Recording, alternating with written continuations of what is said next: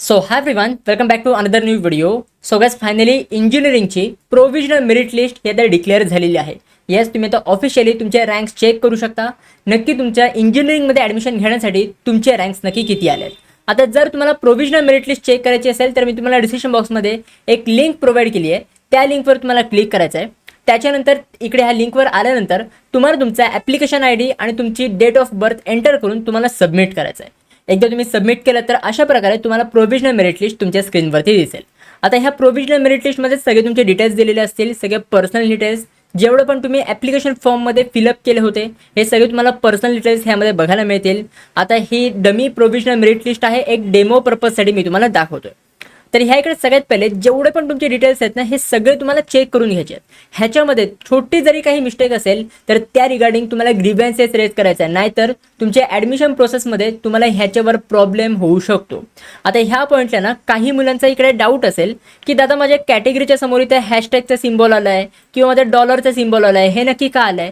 तर बघा, जर तुम्ही तुमच्या कॅटेगरीचे कुठल्याही डॉक्युमेंटची रिसिप्ट सबमिट केली असेल तर त्याच्यामुळे इकडे तुम्हाला हॅशटॅग किंवा डॉलरचा साईन तुमच्या कॅटेगरीच्या समोर दिसू शकतं. तर घाबरू नका, ते रिसिप्ट अपलोड केल्यामुळे ते साईन दिसतंय.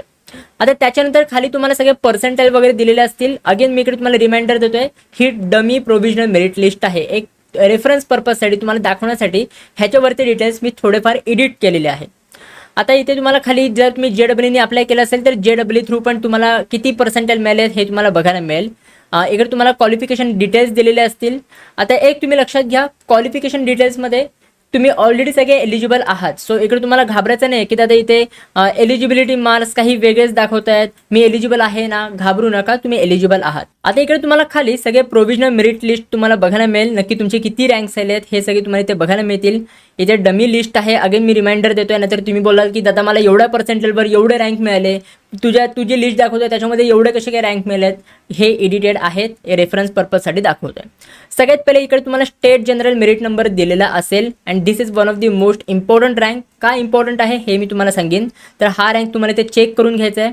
त्याच्यानंतर तुम्हाला युनिव्हर्सिटी जनरल मेरिट नंबर, म्हणजे तुम्ही ज्या पण युनिव्हर्सिटीमध्ये बिलॉंग करता, जसं की हा जो कॅन्डिडेट आहे हा पुणे युनिव्हर्सिटीमध्ये बिलॉंग करतो, तर ओव्हरऑल पुणे युनिव्हर्सिटीमधनं ह्या कॅन्डिडेटचा किती रँक आला आहे तर तो रँक तुम्हाला ह्या इथे दिलेला असेल.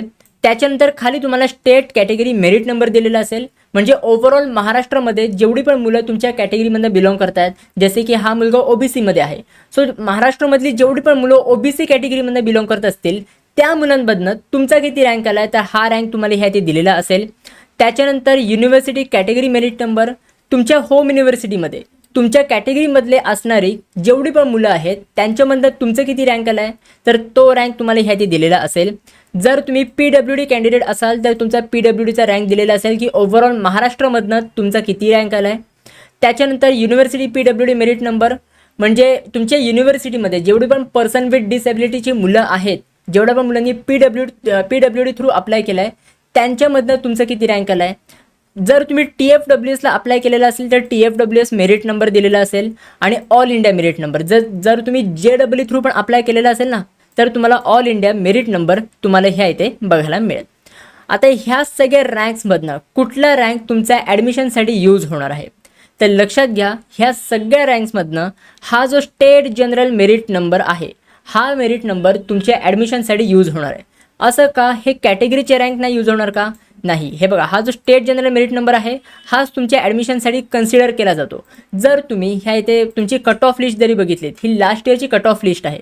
आता जर तुम्ही कट ऑफ लिस्ट जरी बघितलीत तर ह्या इकडे तुम्हाला पर्सेंटाइल दिलेले असतात, हे तुम्हाला माहिती आहे. पण ह्याच्यावरती जे तुम्हाला रँक दिलेले असतात हे सगळे स्टेट जनरल मेरिट नंबर आहेत. तुम्हाला वाटत असेल की SC कॅटेगरीच्या खाली पण इथे SC कॅटेगरीचा मेरिट नंबर असेल, नाही. ह्या इथे स्टेट जनरल मेरिट नंबर दिलेला आहे, इथे पण स्टेट जनरल मेरिट नंबर आहे. इवन सगळ्या ठिकाणी तुम्हाला स्टेट जनरल मेरिट नंबर बघायला मिळेल. सो त्याच्यामुळे हा जो स्टेट जनरल मेरिट नंबर आहे हाच तुम्हाला कन्सिडर करायचा आहे तुमचे कॉलेजेस फाइंड आउट करण्यासाठी, तुमचे कॉलेजेस शॉर्टलिस्ट करण्यासाठी. कॅटेगरीचा मेरिट नंबर यूज नका करू की माझी कॅटेगरी वाईज एवढा मेरिट नंबर आला आहे म्हणजे मला ह्या कॉलेजमध्ये ॲडमिशन मिळू शकतं, नाही. तुम्हाला state general merit number consider करायचा आहे. तर असे तुम्हाला सगळे रँक्स इथे तुम्हाला बघायचे आहेत. जर तुम्ही all India quota through admission बघत असाल तर इकडे तुम्हाला ऑल इंडियाचा मेरिट नंबर दिला आहे, तर हा रँक तुम्हाला इथे कन्सिडर करायचा आहे. ऑल इंडिया मेरिट लिस्टमध्ये तुमचं नाव आलेलं असेल आणि इथून तुम्हाला जे 15% सीट असतात JEEच्या मुलांसाठी ऑल इंडिया कोटासाठी, तर त्या कोटासाठी तुम्ही एलिजिबल असाल तर तुम्हाला ह्या इथे सगळं रँक वगैरे दिलेला असेल. तर हे काही रँक्स आहेत. आय होप तुम्हाला रँक्सबद्दल समजलेलं असेल आणि कुठला मोस्ट इम्पॉर्टंट रँक आहे. आता लवकरच तुमचे ग्रीव्हन्सेसचा टाईम पिरियड सुरू होईल. तर ह्या ग्रीव्हन्सेसच्या टाईम पिरियडमध्ये जर तुमच्याकडनं काही मिस्टेक झाली असतील तर हे तुम्ही करेक्ट करू शकता. त्याच्यामध्ये तुम्ही एडिट करू शकता. तुम्हाला ग्रीव्हन्सेस रेज करावं लागेल. मी सगळे अपडेट्स तुम्हाला व्हॉट्सॲप चॅनलवरती प्रोव्हाइड करणार आहे. तर तुम्ही आपलं व्हॉट्सॲप चॅनल जॉईन करून ठेवा. व्हॉट्सॲप चॅनलची लिंक मी तुम्हाला डिस्क्रिप्शन बॉक्समध्ये प्रोव्हाइड केलेली आहे. अँड आय होप हे सगळं तुम्हाला समजलेलं असेल. लवकरच तुमचे ऑप्शन फॉर्म फिलिंग सुरू होणार आहे आणि ऑप्शन फॉर्म कसा भरायचा आहे हे सगळं मी तुम्हाला डिटेलमध्ये एक्सप्लेन करेन. तुम्ही काही टेन्शन नका घेऊ. जस्ट तुम्ही आपल्या चॅनलसोबत कनेक्टेड राहा, सबस्क्राईब करून ठेवा. So guys that's it for this video. कशी वाटली तुम्हाला ही व्हिडिओ? आवडली असेल तर नक्की तुम्ही लाईक करा, शेअर करा, सबस्क्राईब करा. भेटू पण पुढच्या व्हिडिओमध्ये. तोपर्यंत बाय बाय. सी या and have a good day.